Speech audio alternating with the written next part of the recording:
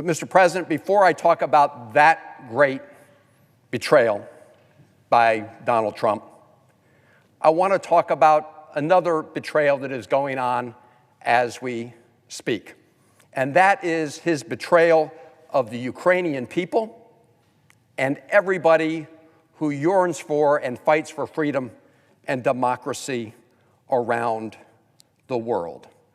What we are witnessing is not America first. We are witnessing America in retreat.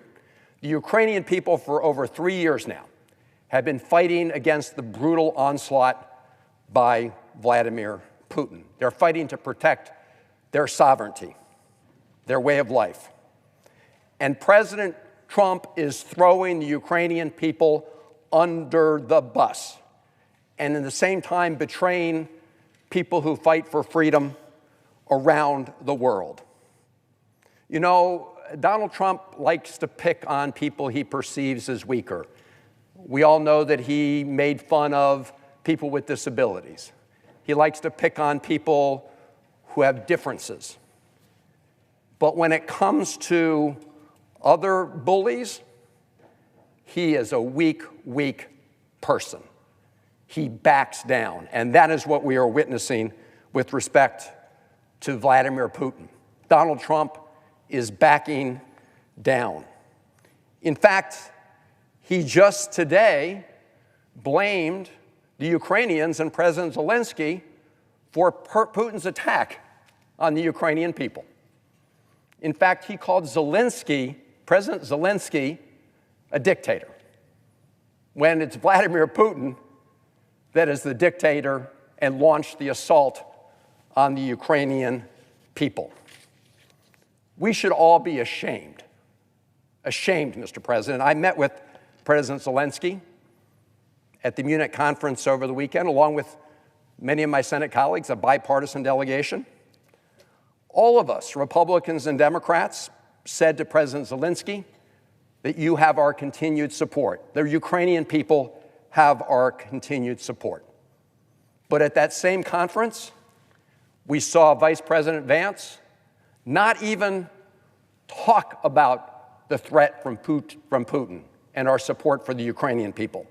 In fact, we heard him lecture the people from Europe and others around the world gathered at that conference about their, quote, weak democracy, and said that really what they needed to do was kowtow to the farthest right parties in Germany, neo-fascist parties in Germany.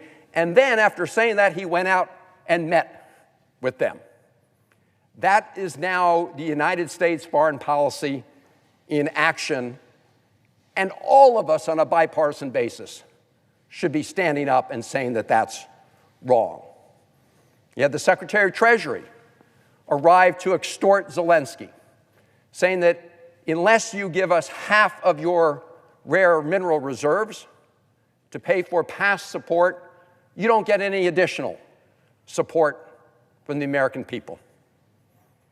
Imagine if during World War II, FDR had said to Churchill and our other allies, hey, we're no longer going to support you in the fight against fascism, Nazis, and Hitler unless you sign over now half of your natural resources.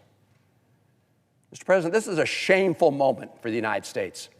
We have stood up for freedom. We have stood up for democracy. We have stood up for the rule of law.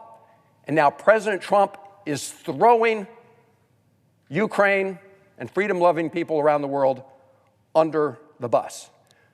So I say to our NATO allies and other allies around the world and partners who believe in the rule of law and believe in democracy, you're going to have to carry this mantle for now. A lot of people say, oh, that's just President Trump saying these things. Watch what he does, not what he says. What an American president says matters. And when President Trump talks about abandoning Ukraine and how President Zelensky's the dictator and how Ukraine started the war, not Putin, that is throwing Ukraine and our NATO allies under the bus. So our European allies, our European NATO friends, they're going to have to step up and clearly carry that mantle. And I really urge my Senate Republican colleagues to do so at this moment.